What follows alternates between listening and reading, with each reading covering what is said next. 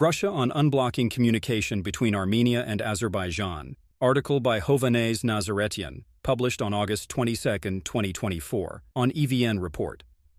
While in Baku as part of Russian President Vladimir Putin's delegation, Foreign Minister Sergei Lavrov told Russian TV that Armenia's leadership is sabotaging the agreement signed by Prime Minister Nikol Pashinyan regarding the unblocking of communications through the Shunik region. It is difficult to understand the rationale behind such a position, he said. The foundation laid in the trilateral meetings and documents remains fully relevant. This statement naturally prompted a war of words with Yerevan. Armenia's foreign ministry responded, saying that Lavrov's remarks not only cause regret, but also called into question Russia's constructive engagement in the normalization process of relations between Armenia and Azerbaijan. It accused Russia of not upholding the trilateral statement of November 9, 2020, and failing to fulfill its obligations. It said, regional communications can open literally at any moment within the principles proposed by Armenia, known as the crossroads of peace. It further called on Russia to refrain from sabotaging through biased statements neither the project nor the efforts to achieve peace in the South Caucasus. Russia's foreign ministry spokesperson hit back, saying it is yet another attempt by Yerevan to shift the blame for its own mistakes and strategic miscalculations onto others.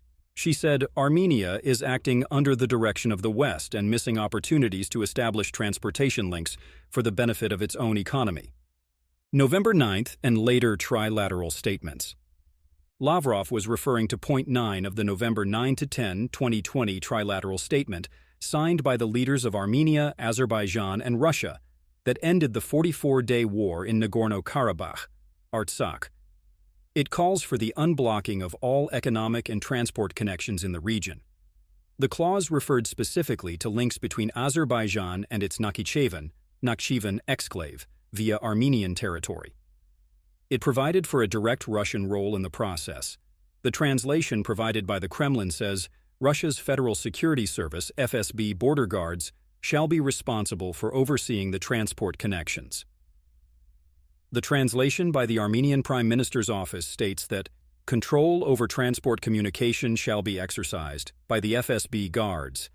When Pashinyan and Aliyev met with Putin in Moscow on January 11, 2021, they released a joint statement announcing the creation of a trilateral working group under the joint chairmanship of the deputy prime ministers of the three countries.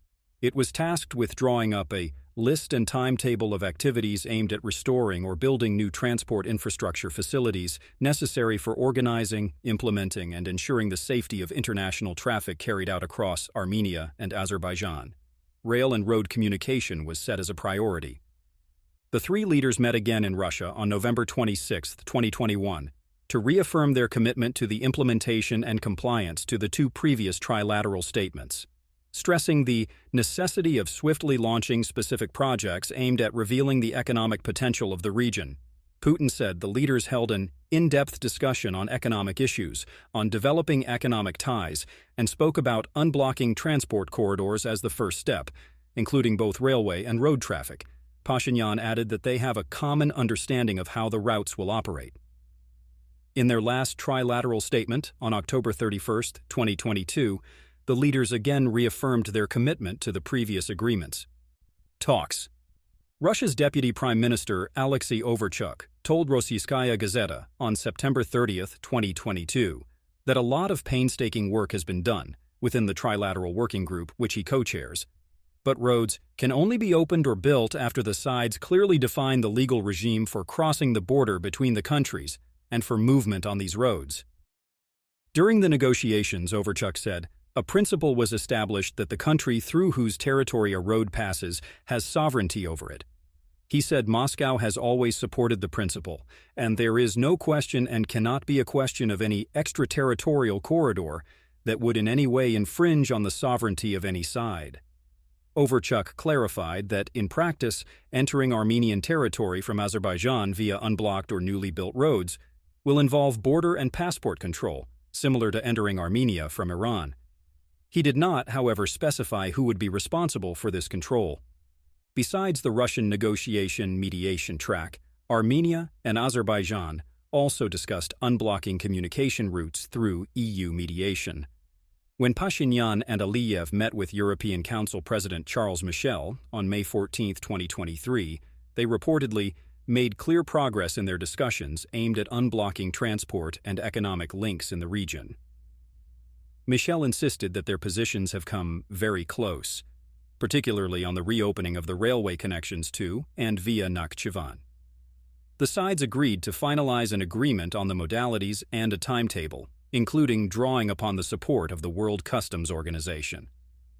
While Nagorno-Karabakh was effectively blockaded by Azerbaijan, the three deputy prime ministers met in Moscow on June 2, 2023, and reported, in a joint statement, significant progress in agreeing on the modalities for unblocking transport communications between Armenia and Azerbaijan. They had reached a common understanding regarding the implementation of specific steps for the restoration and organization of railway communication along the Yerevan-Julfa-Megri-Horades route. Moscow and Baku align. Simultaneously, Azerbaijan continued to insist on the so-called Zangezur corridor. On June 23, 2023, Aliyev explicitly stated that it is a precondition for the peace treaty.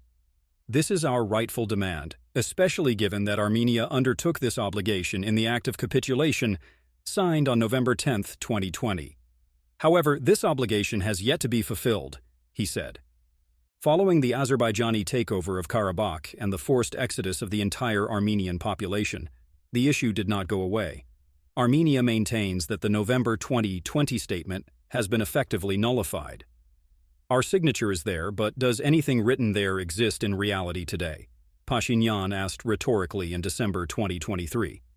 He later said the document is no longer relevant as Russia and Azerbaijan have violated the rest of the provisions related to Nagorno-Karabakh. In an interview with RBC on October 9, 2023, Russia's Deputy Foreign Minister Mikhail Galuzin used the phrase Megri route when asked about the Zangezur corridor. He said the unblocking of routes will make Armenia a transport and logistics hub, strengthening and expanding its transport connections with Azerbaijan, Turkey, and Russia, while Azerbaijan will gain the ability to maintain uninterrupted and rhythmic transport communication between the two parts of the country. Enter crossroads of peace. Pashinyan has repeatedly said that Armenia will only agree to Armenian control and full sovereignty of all communications passing through its territory.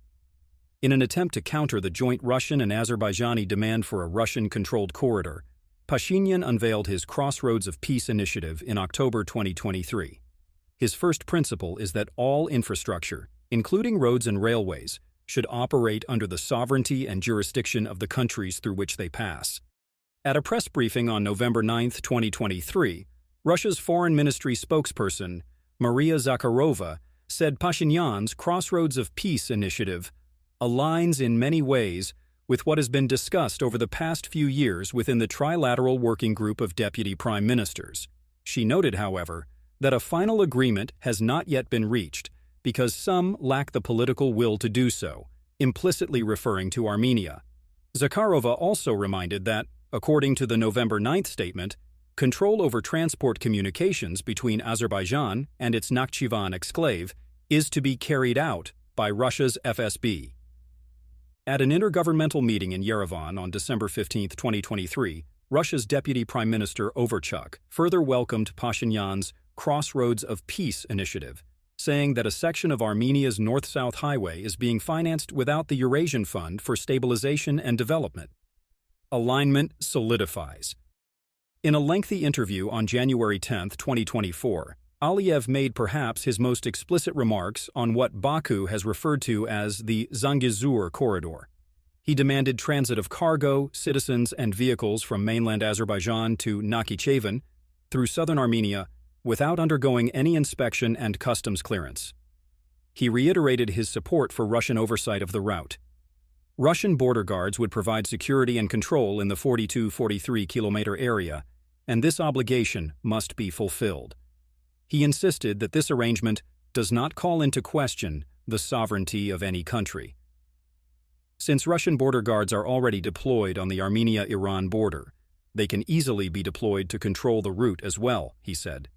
It is simply an excuse for not opening this road. We have been waiting for 3 years. They have accused us of planning to use force to open that road. However, this was an absurd accusation. At a press briefing on January 18, 2024, Lavrov said the issue of the Zangezur corridor was never mentioned in the trilateral agreements reached by Putin, Aliyev, and Pashinyan. He went on to quote the November 9 statement. Lavrov said Pashinyan's effort to have the same conditions for transit through Armenia as those used for transit from Azerbaijan to Nakhchivan through Iran is not logical. It is hardly appropriate to compare these routes, he added. He said the three deputy prime ministers had agreed that countries would fully maintain sovereignty and jurisdiction over routes passing through their territory. The route passes through the sovereign territory of Armenia under the control of the Russian FSB border service, he explained. Procedures for border and customs control upon entry into Armenia from Azerbaijan and exit from Armenia to Nakhchivan were also agreed upon in principle. Subsequently, he said, Armenia pulled back from this arrangement. I do not know what prevented finalizing these agreements on paper. We are well aware that good advice from Western friends is always present in the South Caucasus, he said, suggesting Western pressure on Yerevan. Lavrov said Armenia is making new demands regarding security along the route, as they do not want Russian border guards to be stationed there, despite Pashinyan's signature. They do not want neutral customs and border control, only their own. This contradicts what was agreed upon. At a briefing on February 28, 2024, Zakharova proceeded to blame Armenia for the lack of progress on unblocking of regional communications. We know that the Armenian authorities have spoken about their readiness to open regional communications based on the principle of sovereignty and jurisdiction, within the framework of equality and reciprocity. Azerbaijan, in fact, has not rejected this approach.